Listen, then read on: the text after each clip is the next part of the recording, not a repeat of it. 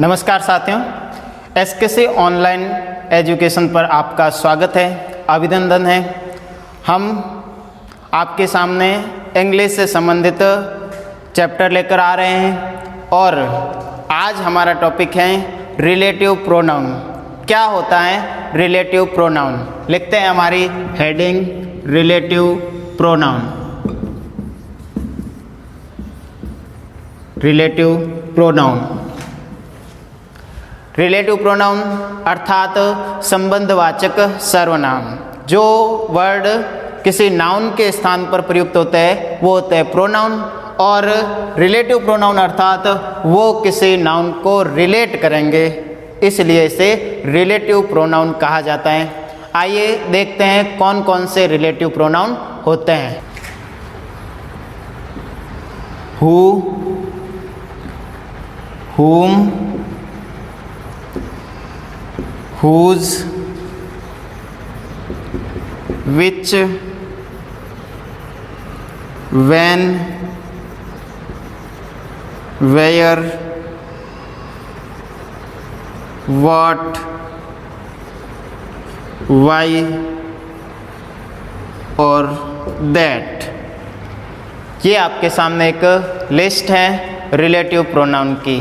लिखा है सामने who, whom, whose, which, when, where, what, why और that। वैसे तो ये that को छोड़ करके सभी WH वर्ड्स होते हैं, लेकिन रिलेटिव प्रोनाउन में इन वर्ड्स का अलग अर्थ होता है। जो WH वर्ड्स में अर्थ होता है वो यहाँ पर अर्थ नहीं होगा।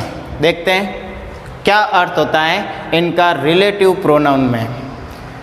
हु, वैसे देखा जाए तो हु का WH वर्ड में अर्थ होता है कौन, लेकिन रिलेटिव प्रोनाउन के अंदर हु का अर्थ होता है जो। हुम का अर्थ होता है जिसे।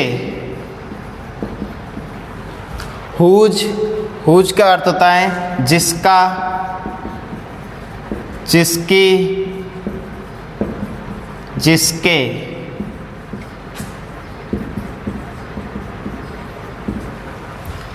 विच का अर्थ भी होता है जो। वेन का अर्थ होता है जब। वेयर का अर्थ होता है जहाँ। वाट का अर्थ भी जो होता है। वाई का अर्थ रिलेटिव प्रोनाउन में भी क्यों होता है। और दैट का अर्थ होता है जो।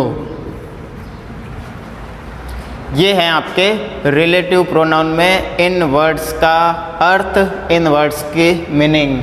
हु जो, हुम जिसे, हुज जिसका, जिसकी, जिसके के अर्थ में लिया जाता है। विच का प्रयोग जो के अर्थ में लिया जाता है। वेन का प्रयोग जब के अर्थ में लिया जाता है। वेयर का प्रयोग जहाँ के अर्थ में लिया जाता है। वाट का प्रयोग जो के अर्थ में लिया जाता है। और वाई का प्रयोग ज्यों का त्यों, क्यों के अर्थ में लिया जाता है। और दैट का प्रयोग जो के अर्थ में लिया जाता है। अब इसको विस्तृत रूप में हम रिलेटिव प्रोनाउन को पढ़ेंगे। देखते हैं कहाँ कहाँ पर रिलेटिव प्रोनाउन का प्रयोग होता है, किस प्रकार सेंटेंस के अंदर इसका प्रयोग होता है, उसको विस्तार दे करके देखेंगे।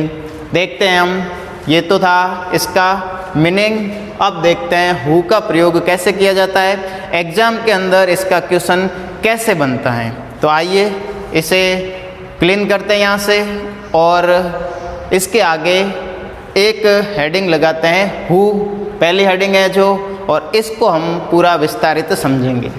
चलिए, ये है हमारा रिलेटिव प्रोनाउन हु। अब स्टार्ट करते हैं इस हु रिलेटिव प्रोनाउन को। इसका प्रयोग कहाँ पर किया जाता है, किस सेंटेंस में, किस परिस्थिति में, किस कंडीशन में हु का प्रयोग किया जाता है, उसको लेकर के चलते हैं। हु का अर्थ होता है जो हमने पहले देख लिया है। अब देखते हैं इसका प्रयोग कैसे किया जाता है। पहली बात, हु का प्रयोग सब्जेक्ट के रूप में किया जाता है। जहाँ पर हु का प्रयोग होगा वो एक सब्जेक्ट के रूप में होगा, अर्थात जहाँ हु लिखा जाएगा हु के जस्ट बाद में कोई हेल्पिंग वर्ब, कोई मेन वर्ब या कोई एड वर्ब आ सकती हैं। लिखते हैं हु का प्रयोग किस परिस्थिति में होता है, वो पहचान, जब ब्लैंक्स या खाली जगह से पहले कोई पर्सन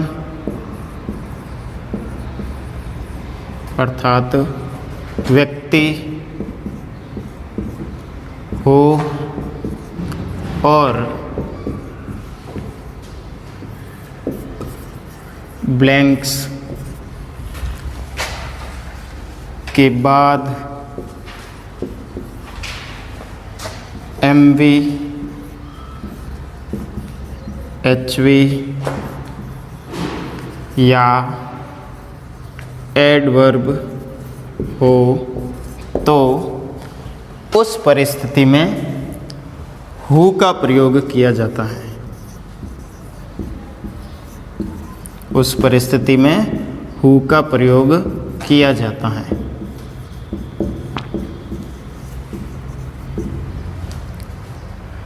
लिखा है हु का प्रयोग किस कंडीशन में अप्लाई करते हैं, जब ब्लैंक्स क्वेश्चन आएगा जिसके अंदर बीच में एक ब्लैंक्स आएगी, खाली जगह आएगी, उसमें आपको ये रिलेटिव प्रोनाउन ऑप्शन में होंगे, उनमें से एक रिलेटिव प्रोनाउन चूज करना है आपको। अब कहाँ पर हु का प्रयोग होगा उसकी कंडीशन लिखी है। हु का प्रयोग जब खाली जगह ब्लैंक से पहले कोई पर्सन यानी व्यक्ति हो, कोई नाउन ऐसी हो जो पर्सन से संबंधित हो, व्यक्ति से संबंधित हो, और ब्लैंक्स के बाद में मेन वर्ब या हेल्पिंग वर्ब या एड वर्ब हो। मेन वर्ब, हेल्पिंग वर्ब या कोई एड वर्ब हो तो वहाँ पर उस कंडीशन में, उस ब्लैंक्स में, उस खाली जगह में हु का प्रयोग किया जाता है। देखते हैं इसका एग्जाम्पल। ये बात आपको समझ में आई होगी। खाली जगह से पहले कोई पर्सन, कोई सजीव सब्जेक्ट, सजीव नाउन और खाली जगह के बाद में main verb, helping verb, add verb होगी तो वहाँ पर हु का प्रयोग किया जाएगा। ये बात समझ में आ गई है तो आगे चलते हैं, इसे यहाँ पर क्लीन करते हैं। अब देखते हैं हु का प्रयोग किस परिस्थिति में, कैसे एग्जाम्पल आता है जिसके अंदर हु का प्रयोग किया जाता है।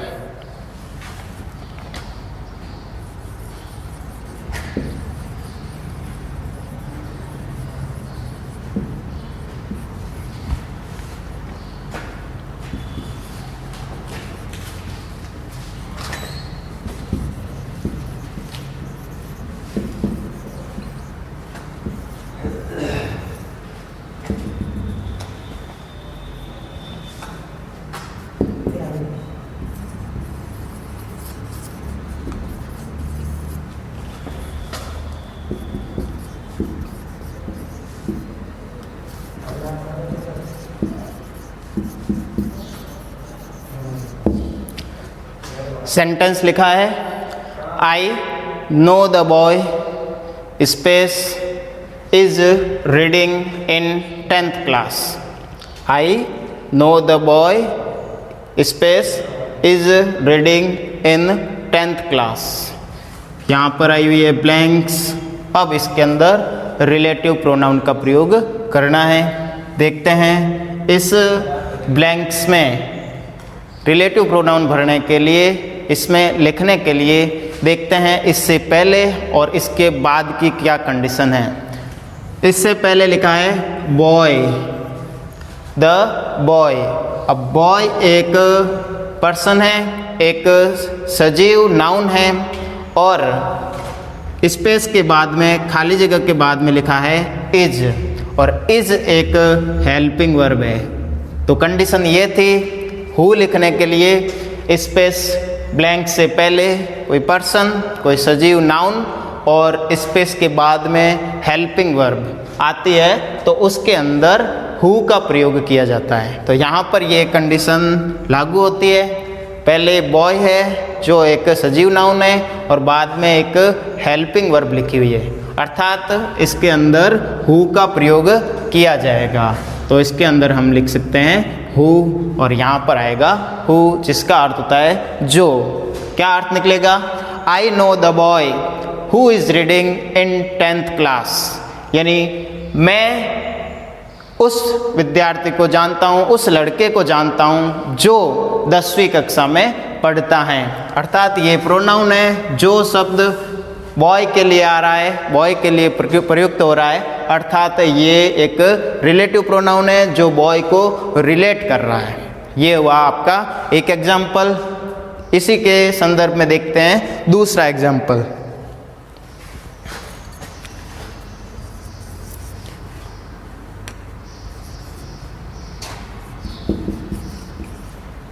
I like the student blanks helps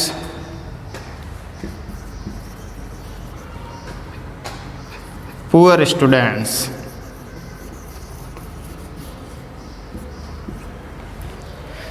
sentence लिखा है I like the student space helps poor students.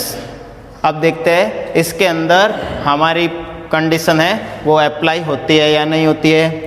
I like the students लिखा है ब्लैंक्स, ब्लैंक से पहले लिखा है स्टूडेंट। स्टूडेंट एक सजीव नाउन है और सजीव नाउन और ब्लैंक्स के बाद में लिखी है हेल्प्स। हेल्प्स एक मेन वर्ब है, अर्थात खाली जगह से पहले स्टूडेंट एक सजीव नाउन और खाली जगह के बाद में हेल्प्स एक मेन वर्ब आ रही है, तो इसके अंदर हु का प्रयोग किया जाएगा। तो इस स्पेस के अंदर, खाली जगह के अंदर आएगा हु। ये वे आपके दो एग्जाम्पल रिलेटिव प्रोनाउन हु से संबंधित, और आशा करते हैं ये रिलेटिव प्रोनाउन हु आपको अच्छी तरीके से समझ में आया होगा। और इसी के संदर्भ में हम अगला रिलेटिव प्रोनाउन लेते हैं जो हमारा था हुम।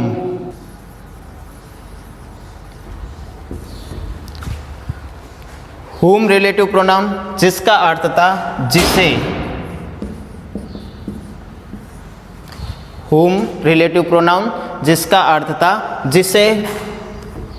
इसका प्रयोग ऑब्जेक्ट के रूप में होता है। सेंटेंस के अंदर इसका प्रयोग, हुम का प्रयोग ऑब्जेक्ट के रूप में होता है, हु का प्रयोग सब्जेक्ट के रूप में होता था, और यहाँ पर होगा ऑब्जेक्ट के रूप में। देखते हैं कैसे, इसमें क्या कंडीशन अप्लाई होगी। तो जब ब्लैंक से पहले, जब ब्लैंक से पहले कोई सजीव नाउन हो और ब्लैंक्स के बाद कोई प्रोनाउन प्रयुक्त हो तो हुम का प्रयोग किया जाता है।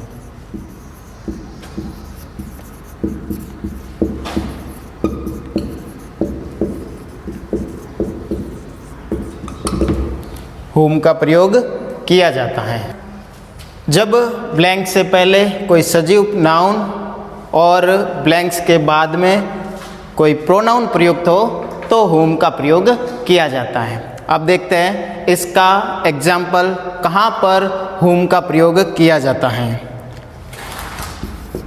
I have a son blanks I love very much।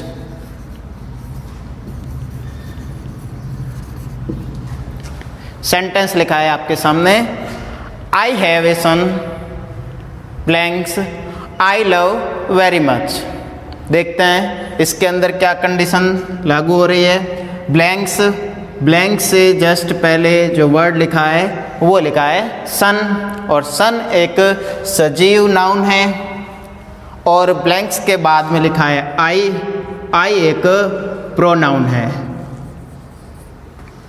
हमारी कंडीशन थी खाली जगह से पहले सजीव नाउन और खाली जगह के बाद में प्रोनाउन।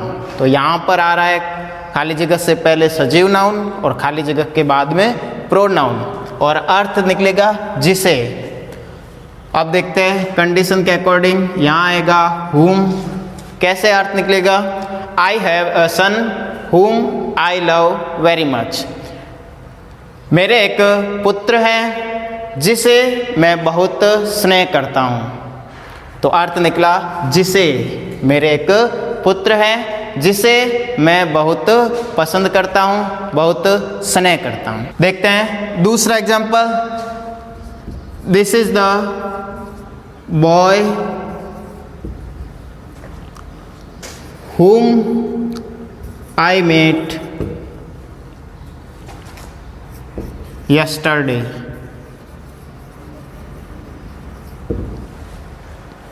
सेंटेंस लिखा है this is the boy space I met yesterday.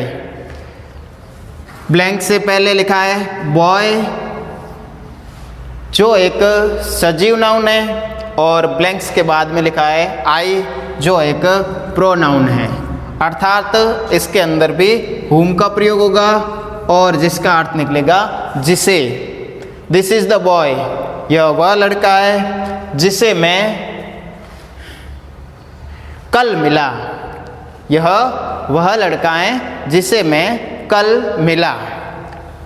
अब ये है आपके सामने whom रिलेटिव प्रोनाउन, जिसके कंडीशन और जिसके दो एग्जाम्पल हमने समझे हैं। अब आशा करते हैं ये रिलेटिव प्रोनाउन भी आपको अच्छी तरीके से समझ में आया है। आगे चलते हैं हमारे relative pronoun number 3, whose. Whose, whose का अर्थ लिखा था हमने जिसका, जिसकी, जिसके। जिसका, जिसकी, जिसके। जहाँ पर जिसका, जिसकी, जिसके का अर्थ प्रयुक्त होगा आएगा, वहाँ पर हुज का प्रयोग किया जाएगा। देखते हैं इसकी क्या कंडीशन होती है। जब ब्लैंक से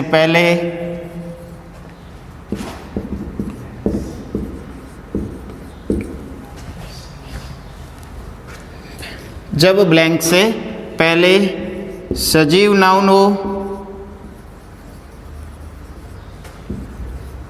जब ब्लैंक से पहले सजीव नाउन हो और ब्लैंक्स अर्थात खाली जगह के बाद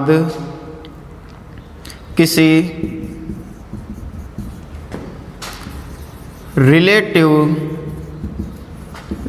रिलेटिव्स का नाम आए या जिसका, जिसकी,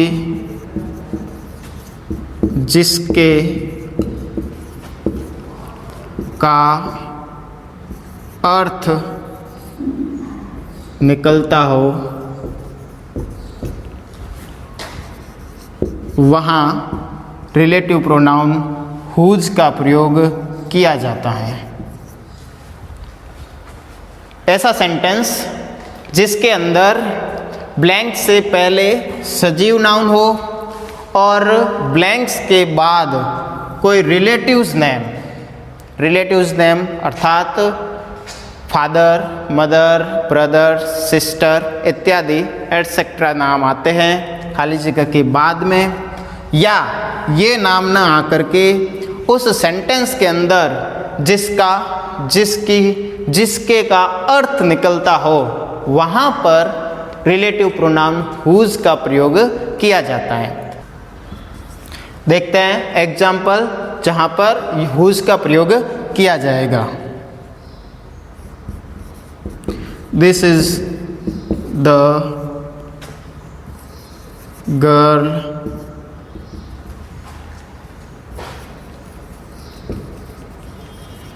space mother is an officer.